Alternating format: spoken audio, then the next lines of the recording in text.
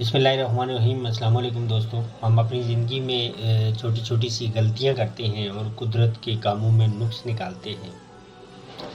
इस सिलसिले में मैंने एक भाई की वीडियो देखी जो कि बड़ी अच्छी इस्लामी वीडियो बनाते हैं, तो वो मैं आपके साथ शेयर करना चाहता हूँ। देखें कि हमारी छोटी छोटी बातों में हमारी छोटी छोटी गलतियाँ हमें कहाँ लेके जाती हैं। तो आइए पहले वीडियो देखते हैं, फिर आगे बात करते हैं।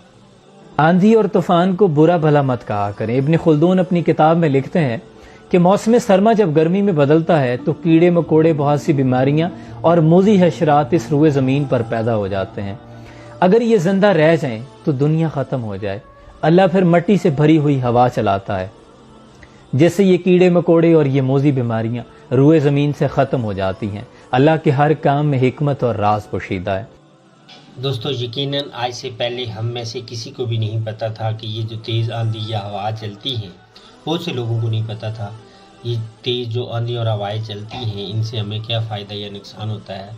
मेरे रब के हर काम में कोई ना कोई मसलियत होती है। अल्लाह ताला हमें इन छोटी छोटी बदगुमानियों और गलत आदात से बचाए और अल्लाह ताला हमें अपने हिफ्ज़-ओ-अमान में रखे। अल्लाह हाफ़िज़।